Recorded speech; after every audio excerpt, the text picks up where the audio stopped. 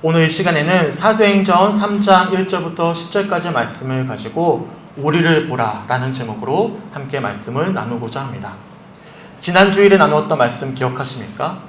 성령으로 충만해졌던 베드로가 첫 번째로 설교를 전하게 되죠. 그러자 놀랍게도 3,000명이나 되는 군중들이 회심하게 됩니다. 그런 초대교회 첫 번째 출발의 장면을 우리가 살펴보았습니다.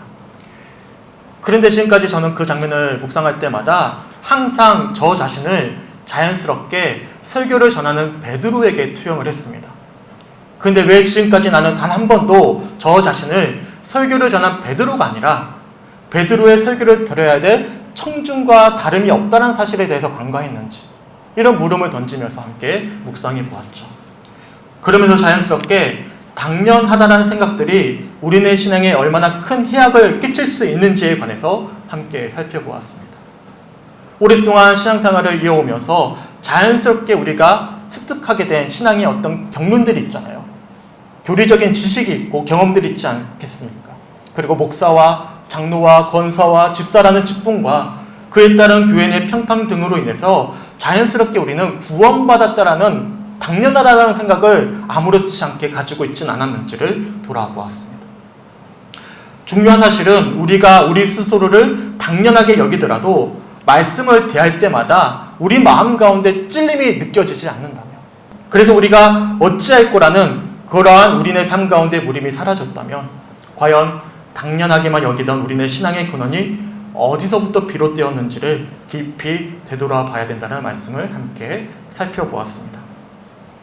삶의 시선과 관점이 변화된 회개의 증거가 우리 삶 가운데 고백되지 않는다면, 그래서 세례에 담긴 의미처럼 나는 죽고 예수로 살게 되었다라는 삶의 고백과 함께 성령으로부터 받은 열매가 우리 삶 가운데 느껴지지 않고 고백되어지지 않는다면 과연 우리가 스스로 당연하게 여기는 이 믿음의 근원이 어디서부터 비롯되었는지를 우리는 정직하게 주님 앞에서 돌아봐야 됨을 지난 주일 말씀을 통해서 살펴보았습니다. 그래서 지난 주일에 우리가 앞으로 회복해야 될 믿음의 자세는 다름 아니라 하나님을 얼마든지 우리가 불러야 된다는 사실에 대해서 살펴보았죠. 지난주 본문이었던 사도행전 2장 39절 말씀 함께 읽어보겠습니다.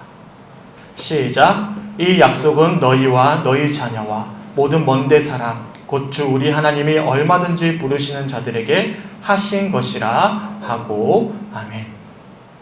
이처럼 우리는 지난 주일 예배 시간에 이 39절 말씀을 인용해서 얼마든지 부르시는 자들에게 라는 제목으로 함께 말씀을 나눴습니다. 그렇게 제가 주일날 말씀을 나누고 주일 저녁까지 일과를 다 마무리하고 녹음했던 파일을 편집하기 위해서 다시금 오전에 나누었던 설교를 들었어요.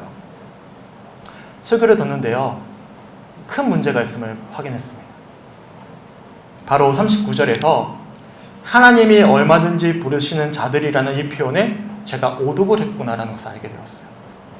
쉽게 표현해서 하나님이 얼마든지 부르시는 자들에게라는 표현을 하나님을 얼마든지 부르시는 자들에게로 묵상했고 설교를 전한 것이었습니다. 하나님이 얼마든지 부르시는 자들과 하나님을 얼마든지 부르시는 자들이라는 이 두 문장은 서로 이와 을이라는 조사 하나의 차이지만 이 작은 차이로 인해서 이 문장의 뜻이 완전히 달라집니다. 하나님이 얼마든지 부르시는 자들이라는 표현은요, 이 얼마든지 부르시는 주체가 누구죠? 하나님이 부르시는 거죠. 근데 반대로 하나님을 얼마든지 부르시는 자들은요, 얼마든지 부르는 자들의 주체가 누구죠? 하나님이 아니라 우리가 되는 거예요. 이 작은 조사의 차이가 문장의 의미를 완전히 다르게 만든다는 것이죠. 그래서 지난주 본문 39절에서 주 하나님이 얼마든지 부르시는 자들에게 하시는 것이라는 표현은 결국 우리가 하나님을 부르는 것이 아니라 하나님께서 얼마든지 부르시는 자들에게 주시는 약속임을 제가 주일 저녁에 말씀을 정리하는 도중에 확인하게 된 거죠. 제가 지난주 예배 시간에 이 본문의 뜻을 정반대로 해석해서 설교했다는 사실을 확인하고는요, 저녁에 얼마나 절망을 했는지 몰라요. 지금까지 제가 웬만하면 문장 자체를 오독하진 않았거든요. 근데 정말 제 기억에 남을 만큼 큰 오독을 한 거였어요. 어떻게 내가 이가 을로 보였을까? 그래서 하나님께서 우리를 불러주신다라는 사실을 내가 어떻게 반대로 우리가 하나님을 불러야 된다라는 사실로 설교를 할 수 있었을까에 대해서 생각하면서 굉장히 마음이 어려웠습니다. 그래서 항상 저를 위해서 기도해 주시고 응원해 주시던 분들에게 기도를 부탁하는 마음을 담아서 개인 SNS상에 이런 글을 좀 올렸어요. 지금까지 설교자로 살아오면서 경험한 최악의 슬럼프가 이어지고 있습니다. 지난 주일에는 설교 도중에 한마디도 이어갈 수가 없어 한참을 멍하니 서 있어야만 했고, 이번 주일에는 정말 어처구니 없게도 문장을 잘못 해석하는 바람에 정반대의 뜻으로 설교했습니다. 하나님께서 부르시는 자들이란 문장을 하나님을 부르는 자들로 해석한 것이었습니다. 뒤늦게 이 사실을 깨닫고는 얼마나 얼굴이 화끈거렸는지 모릅니다. 더군다나 처음으로 함께 예배를 드렸던 성도님들이 계셨기에 얼마나 부끄러웠는지 그 자괴감을 이루 말할 수가 없었습니다. 평소처럼 그럴듯한 영적인 합리화를 시도해 보았지만 부인할 수 없는 사실이었고 실수였습니다. 한 분이라도 더 들었으면 좋겠다는 생각이 들 정도로 설교에 자신감이 있었을 때에는 지나가는 행인조차 찾아오질 않았었는데, 최근 몇 주 동안에는 주일마다 새로운 분들이 연달아 찾아오셨습니다. 그런데 그런 상황에서 지난 주일과 이번 주일에 설교자로서 경험할 수 있는 최악의 절망을 경험한 것이었습니다. 모르겠습니다. 지금까지 답이 없어야만 한다는 믿음이 있었습니다. 답이 없다라는 것은 결국 하나님을 신뢰할 수밖에 없다라는 것이었기에 믿음은 내 확신이 아닌 주님을 향한 변함없는 신뢰의 연속이라 믿어왔습니다. 믿음이 없었기에 하나님만을 신뢰할 수 있었고, 하나님을 신뢰했기에 믿음 없는 자로서 설교할 수 있었습니다. 하지만 이제 정말 모르겠습니다. 무거운 짐을 내려놓고 설교를 전하는 자가 아닌 설교를 듣는 자가 되고 싶습니다. 길지만 제 마음을 다 정확하게 표현할 수 있는 문구라 생각해서 설교 시간에 한번 읽어드렸어요. 그러자 많은 친구분들이 글을 남겨주셨는데요. 그 중에 한 친구분이 이런 댓글을 남겨주었어요. 우리 언니가 가장 절망의 시기에 어떤 말씀을 붙잡고 겨우 그 절망의 시기를 지나섰다고 하더라고요. 그런데 십수년 후에 알았대요. 자기가 말씀을 잘못 이해하고 적용했다라는 걸요. 그 성도는 하나님께서 부르시는 자들로 은혜 받을 게 아니라 하나님을 부르는 자가 되어야 했기 때문일 수 있어요. 모든 예배 중에는 성령님께서 함께 하실 것입니다. 하나님의 주권을 믿고 자책을 내려놓으시길 기도드릴게요. 댓글을 보면서 처음에 이런 생각이 들었습니다. 하나님의 부르심을 입은 성축교회 성도들이 이제는 하나님을 더 간절히 불러야 할 시점이 되었기 때문에 주신 은혜이지 않을까. 그래서 너무나 당연한 문장은 내가 오독하지 않았을까 돌아보았어요. 비록 본문의 의미와는 정반대로 해석해서 설교했지만 댓글에 남긴 조언처럼 만약 그러한 실수도 하나님의 뜻이라면 정반대로 전해진 의미를 통해서도 하나님의 마음이 성도들에게 충분히 전달되지 않았을까를 돌아보게 되었습니다. 하지만 아무리 그렇다 하더라도요, 분명한 사실이 있죠. 설교자로서의 실수가 가려지는 것은 아닙니다. 우리 하나님은 분명히 실수를 통해서도 역사하시는 역설의 하나님이심을 저는 믿고 있지만, 그렇다고 해서 설교자의 잘못이 없었던 일이 되는 것은 아니었습니다. 그러면서 제가 한 주 동안 어떤 생각에 계속 침잠이 가냐면요.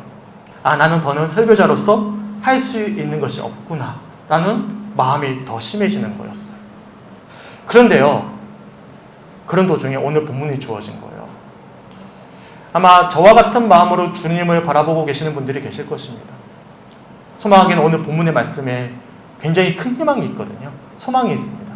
그 희망과 소망을 붙잡을 수 있는 우리 사랑하는 성축교회 성도들이 되셨으면 좋겠어요. 우선 본문 1절과 2절 말씀 함께 읽어볼까요?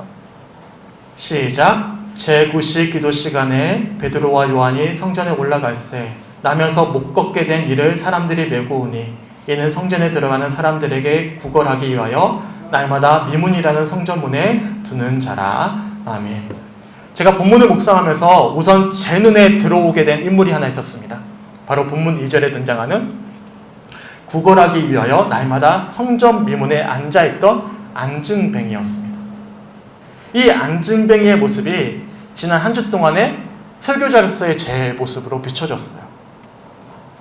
누군가의 도움이 없었다면 더는 생계를 이어갈 수 없었던 안증뱅이처럼 저 역시도 누군가의 도움이 절실히 필요했기에 본문 속 안증뱅이의 모습이 먼저 눈에 들어왔습니다. 2절의 표현처럼 안진뱅이는 나면서부터 못 걷게 된 선천적 장애를 지녔던 인물이었습니다. 사도행전 4장 22절에 보면 이 인물을 마지막으로 이렇게 표현해주고 있거든요. 이 표적으로 병나은 사람이 40여세나 되었더라. 이 표현을 보았을 때 이 안진뱅이는 40년이 넘는 세월 동안 안진뱅이 생활을 했던 사람이었음을 우리들이 유추해 볼 수가 있습니다. 얼마나 절망적이었겠습니까?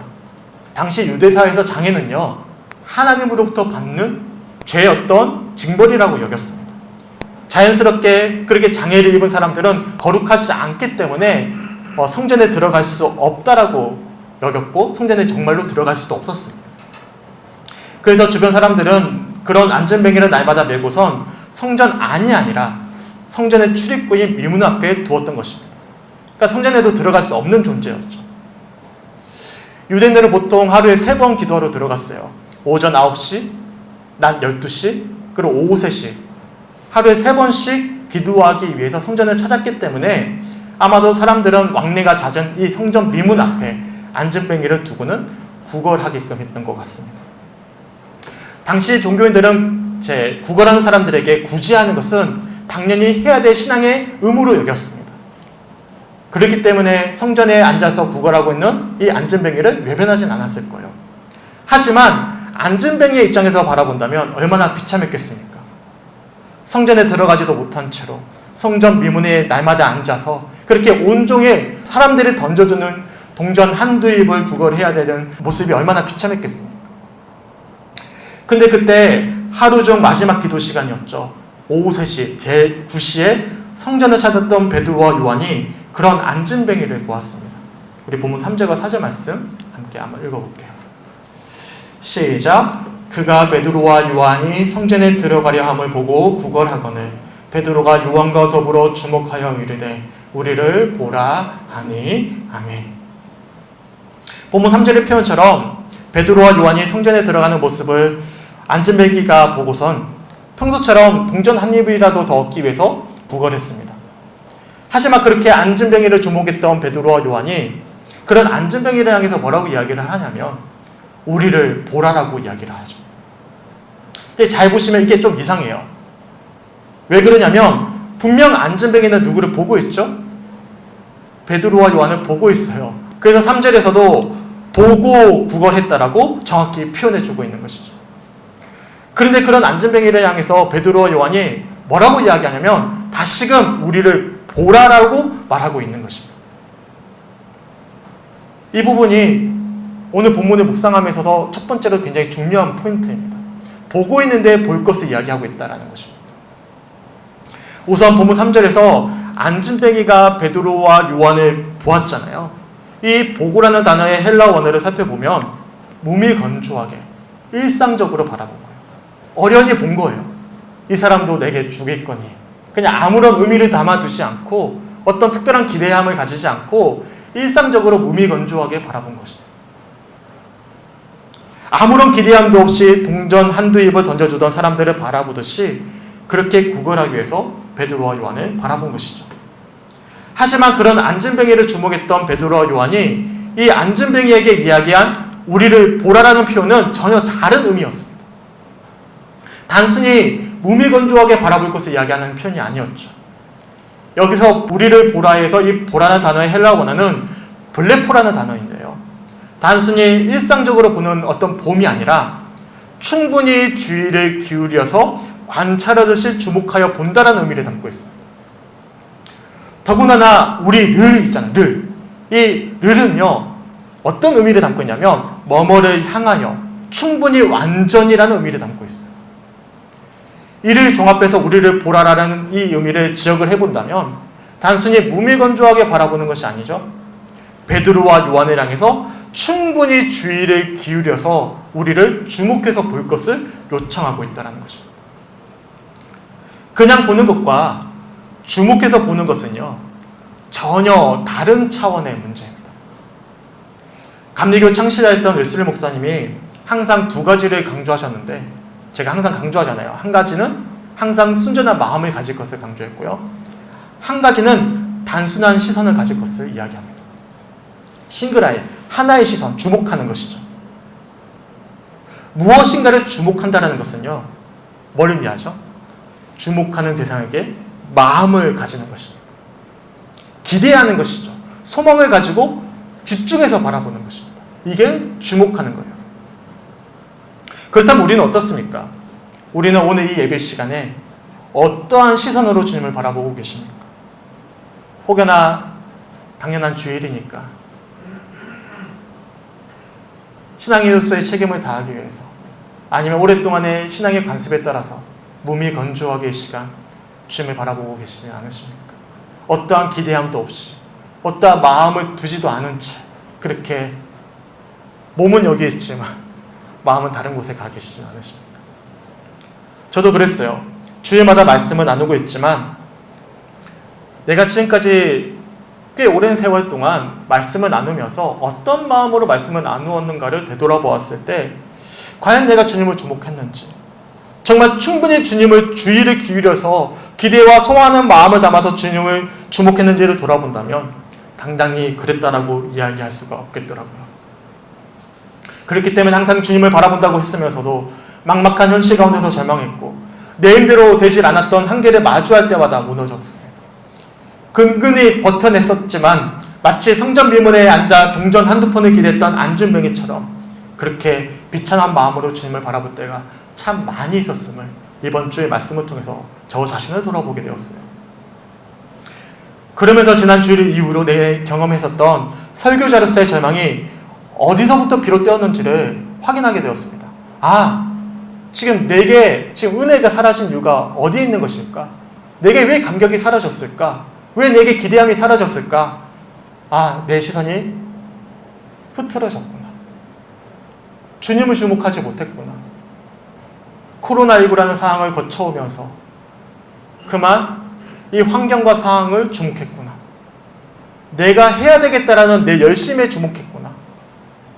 그러면 자연스럽게 내 힘으로 할 수 없는 내 한계에 내가 주목했구나. 주님을 주목하지 않았구나 라는 사실을 오늘 본문의 말씀을 묵상하면서 돌아보게 되었습니다. 우리 성주교회 성도님들 어떠십니까? 지난 한 주 동안 주님 주목하셨습니까? 정말 주님을 바라보셨습니까? 우리 당연하게 주님 바라본다고 생각하잖아요. 그런데 제가 지난주에 말씀드렸잖아요. 당연하다는 생각이 얼마나 무서운가, 우리 신앙을 얼마나 병들게 만드는지를 기억해 보셔야 돼요. 우리가 누군가를 만날 때 기도할게요 이야기하잖아요. 당연하게 이야기하는 고백들이거든요. 근데 정말 기도하십니까? 당연하지만 그렇게 하지 않을 때가 더 많이 있거든요. 마찬가지로 우리가 예배할 때 주님을 바라봅니다, 주님을 주목합니다, 우리가 입버릇처럼 이야기하지만 이 당연하기 때문에 무서운 거예요. 그냥 당연히 나는 주목하고 있다고 여겨버리는 것입니다. 막상 우리는 주목하고 있지 않은데요.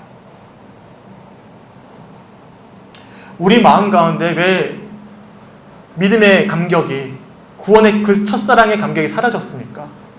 예배의 환경의 탓입니까? 어떤 문제 때문입니까? 내가 왜 이렇게 설교에 어려움을 겪고 있을까? 한 번도 경험하지 못했던 벽을 계속 부딪히고 있는데 무엇이 문제였을까? 결국에 제가 한 주 동안 내린 하나님의 감동은 무엇이었냐면 나 역시도 주님을 어련히 바라봤구나, 주목하지 못했구나 라는 사실을 깨닫고는 무엇이 문제였는지를 다시금 확인하게 되었습니다. 소망하기는 우리를 보라라는 이 베드로와 요한의 초청이 나를 향한, 또 우리를 향한 하나님의 초청으로 들려올 수 있는 우리 사랑하는 성주교회 성도들이 되시길 주님의 이름으로 간절히 축원합니다. 아멘. 이처럼 우리를 보라라는 베드로와 요한의 이야기에 오늘 본문 속 안전뱅이는 이러한 반응을 보입니다. 우리 이어지는 본문 5절 말씀 함께 읽어보도록 하겠습니다. 우리 한 목사님 읽어볼게요. 시작. 그가 그들에게서 무엇을 얻을까 하여 바라보거늘. 아멘. 안전뱅이의 시선이 달라졌어요. 본문 5절에서 바라보거늘이라는 단어의 헬라 원어는 ekpeko라는 단어인데요, 단순히 본다는 의미가 아닙니다. 굳게 붙잡는다는 의미를 담고 있어요. 지체하다, 주목하다라는 의미를 담고 있습니다. 더군다나 이 바라보고는 앞에 하여라는 수식어가 있잖아요. 이것은 기다리다, 기대하다라는 의미를 담고 있습니다. 그래서 이 표현을 지적을 해본다면 무미건조한 일상적인 시선으로 바라보는 것이 아니라 기대하는 마음으로 굳게 붙잡기 위해서 오랫동안 지체하는 거죠. 시선을 고정하는 거예요. 주목하고 있으면 우리들이 알 수 있는 것이죠. 쉽게 표현해서 안전뱅이는 베드로와 요한을 향한 기대하는 마음을 놓치지 않기 위해서 그들을 향한 시선을 놓지 않고 고정한 것이었어요. 성죽교회 성님들 한번 안진뱅이의 모습을 상상해 보셨으면 좋겠어요. 내가 과연 안진뱅이라면 어떻게 반응을 보일까? 어떻게 반응을 보이시겠습니까? 사람들은 다 자신을 주목하지 않아요. 그냥 한두 푼 불쌍하고 또 자신들의 종교적인 의무를 다하기 위해서 그냥 돈전을 던져주고 지나가는 사람들이었습니다. 당연히 베드로와 요한도 그렇게 지나갈 것이라 여겼는데, 그렇게 무미건조하게 바라보았는데 갑자기 멈추어 서더니 우리를 보라라고 이야기합니다. 과연 이 안진뱅이가 어떻게 바라보았을까? 어떤 마음으로 바라보았을까? 어떻게 주목했을까? 중요한 것은 오늘 본문의 첫 출발, 이 은혜의 첫 출발은 다른 어디서부터 시작되는 것이 아니었습니다. 바로 주목하는 것으로부터 시작이 되었습니다. 비록 안진뱅이는요, 무엇을 얻을까 해서 주목했거든요. 하지만 중요한 것은 그럼에도 불구하고 이 베드로와 요한의 초청을 외면하지 않고 주목했다는 사실입니다. 그리고 주목하는 그 안진뱅이에게 베드로와 요한이 유명한 말씀이죠. 이어지는 본문 6절부터 10절까지 말씀에 이렇게 선포합니다. 제가 한번 읽어드릴게요. 베드로가 이르되 은과 금은 내게 없거니와 내게 있는 이것을 내게 주노니 나사렛 예수 그리스도의 이름으로 일어나 걸으라 하고 오른손을 잡아 일으키니 발과 발목이 곧 힘을 얻고 뛰어서서 걸으며 그들과 함께 성전으로 들어가면서 걷기도 하고 뛰기도 하며 하나님을 찬송하니 모든 백성이 그 걷는 것과 하나님을 찬송함을 보고 그가 본래 성전 미문에 앉아 구걸하던 사람인 줄 알고 그에게 일어난 일로 인하여 심히 놀라게 여기며 놀라니라. 아멘. 그렇게 주목했던 안진뱅이를 향해서 베드로와 요한이 뭐라고 선포합니까? 너가 원하는 은과 금은 내게 없다. 하지만 내게 있는 이것을 내게 주노니 나사렛 예수 그리스도의 이름으로 일어나 걸으라라고 선포했습니다. 그러자 놀랍게도 40여 년간 일어나지 못했던 안진뱅이의 발과 발목에 힘이 생기더니 뛰어서서 걸으며 그들과 함께 성전에 들어가서는 하나님을 찬송하는 모습을 우리들이 돌아오는 주 말씀을 통해서 더 자세히 살펴보고자 합니다. 놀라운 기적이자 놀라운 은혜가 안진뱅이의 삶 가운데 이루어졌던 것이죠. 그리고 이러한 놀라운 은총의 시작은 주목하는 것으로부터 시작되어졌습니다. 비록 안진뱅이는 무엇을 얻을까 하여 주목했지만 중요한 사실은 베드로와 요한을 주목했다는 사실입니다. 마음을 두었다는 것입니다. 어떤 이유를 떠나서 간절한 마음을 담아서 소망을 담아서 주목했다는 것입니다. 놓치지 않기 위해서 굳게 붙잡기 위해서 그곳에 시선을 두었다는 것이죠. 아무런 기대도 하지 않았던 무미건조했던 시선을 내려놓고 반드시 얻어내고자 하는 간절한 마음을 담아 시선을 고정했던 것입니다. 그리고 그 간절한 마음에 안진뱅이가 기대하던 바와는 차원이 다른 근원적인 회복이 그의 삶 가운데 이루어졌던 것입니다. 그리고 오늘 이 시간 우리 삶 가운데서도 이루어질 것입니다. 우리를 보라. 이러한 주님의 초청에 어떻게 반응하시겠습니까? 제가 이번 주에 근처 한 교회 목사님을 만났습니다. 한 20-30년 동안 이 근처 지역에서 오랫동안 목회를 하고 계셨던 분이셨어요. 누구보다도 열심히 하고 계시는 목사님이셨는데 제가 봤을 때는 충분히 더 많은 일들을 할 수 있는 역량을 갖추고 계시는 분이셨거든요. 그래서 제가 한번 여쭤봤습니다. 목사님, 답답함이 없으셨어요? 어렵지 않으셨어요? 그랬더니 목사님이 제게 하시는 말씀은 무엇이었냐면 자기는 그냥 목회 자체가 행복하다는 거예요. 환경과 상황 때문에 행복한 게 아니라 내가 목사이기 때문에 행복하다는 것이죠. 그래서 목사님 어떻게 목사로서 계속 행복할 수 있어요? 라고 여쭤봤더니 항상 자신이 주님에 대한 소명을 놓치지 않고자 바라보고 있다는 거죠. 내 소명이 분명하기 때문에 주님을 바라보는 시선이 분명하기 때문에 사실 목회자로서 행복하다는 거예요. 그래서 이 40년 동안 변함없는 지역에서 변함없이 목회를 하고 있지만 자신은 행복하다라는 거예요. 제가 돌아오면서 굉장히 많이 저 자신으로 돌아봤어요. 왜 나에게 있어서 버거움으로 다가올까? 왜 환경과 상황에 계속 부딪힐까? 왜 한계를 경험할까? 환경과 상황이 문제가 아니라 내가 지금 주님을 바라보는 시선을 잠깐 놓쳤구나, 주목하지 못했구나 라는 사실을 확인하면서 굉장히 주님 앞에 죄송했어요. 그리고 오늘 본문의 말씀이, 사실 말씀을 처음 준비할 때는 다른 부분을 제가 준비했거든요. 근데 어젯밤에 말씀을 마무리하면서 우선 이 역사의 시작은 다른 것으로부터 시작되는 것이 아니구나, 주목하는 것으로부터 시작됐구나. 무미건조하게 바라보던 안진뱅이가 비록 베드로와 요한이 이야기하는 이 보라라는 의미와는 다른 방향이었지만 주목하는 것으로부터 시작되어졌구나.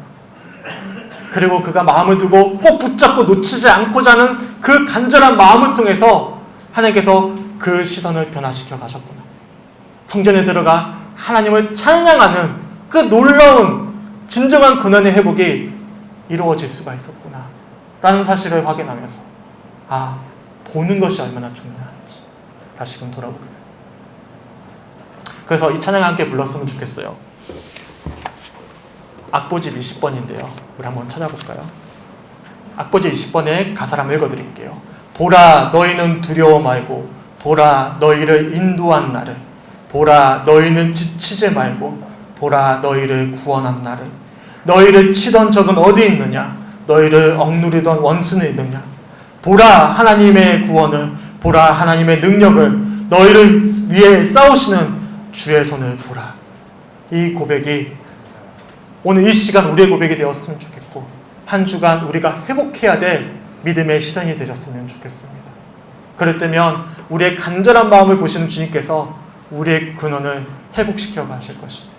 잃어버렸던 첫사랑의 감격을 회복시켜 주실 것이고, 주님이 앞으로 놀랍게 일해 가실 것임을 소망할 수 있는 믿음을 다시금 부어주실 것이고, 더 나아가 우리가 해결할 수 없었던 그런 문제들까지도 주님께서 앞장서서 일해 가실 것입니다. 그렇게 우리의 삶을 이끌어 가실 것입니다. 그렇게 우리의 믿음을 일으켜 세워주실 것입니다. 소망하기는 이 찬양의 고백이 우리 모두의 고백이 되었으면 좋겠습니다.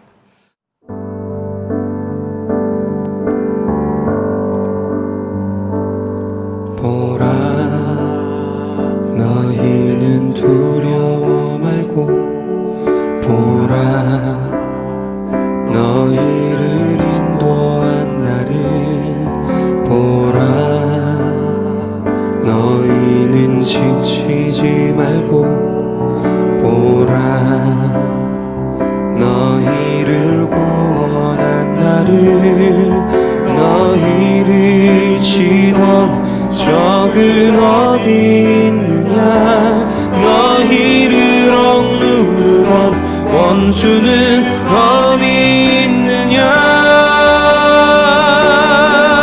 보라 하나님 구원을, 보라 하나님 능력을, 너희를 위해서 싸우시는 주의 손을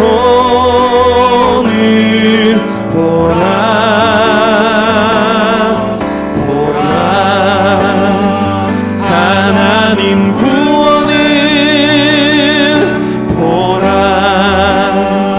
하나님 능력을, 너희를 위해서 싸우시는 주의 손을 보라. 보라 너희는 두려워 말고, 보라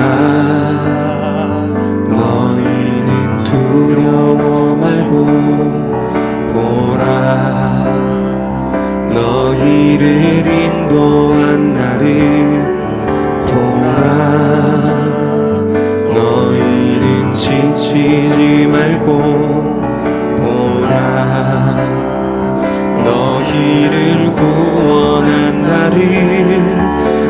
너희를 치던 적은 어디 있느냐 너희를 억누르던 원수는 어디 있느냐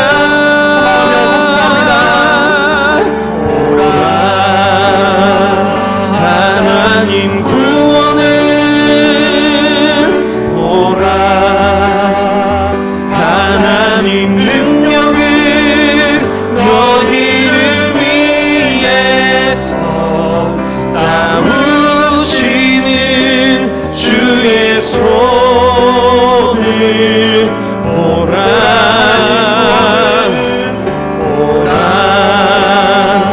하나님 구원을 보라 하나님 능력을 너희를 위해서 싸우시는 주의 손을 보라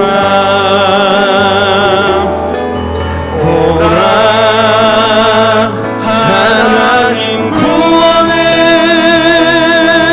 보라 하나님 능력을 너희를 위해서 싸우시는 주의 손을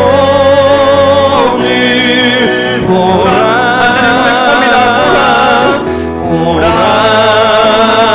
하나님 구원을 보라 하나님 능력을 너희를 위해서 싸우시는 주의 손을 보라 너희를 위해서 싸우시는 주의 손을 보라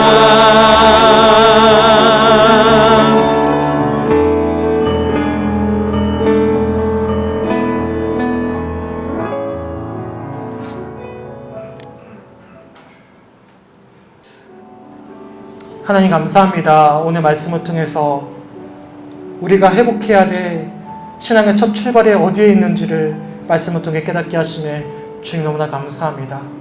그리고 그런 우리를 향해 우리를 보라, 나를 보라라고 초청하시는 그 주님의 초청에 믿음으로 반응할 수 있도록 인도하여 주심에 주님 너무나 감사합니다. 그동안 무미건조하게 아무런 기대함도 없이 주님을 바라보았던, 그래도 당연하게 바라보았던 우리의 시선을 내려놓고 주님 간절한 마음으로 주님을 주목하기 원합니다. 주님이 주시는 약속을 놓치지 않고자 하는 아버지 그런 간절한 마음으로 주님을 붙잡기 원합니다. 그러한 우리의 믿음의 회복이 일어나기 간절히 소망합니다.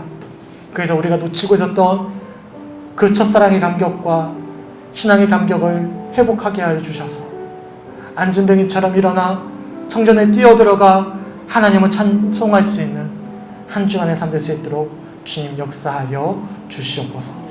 감사드리며 우리를 사랑하시는 예수 그리스도의 이름으로 간절히 기도드렸습니다. 아멘.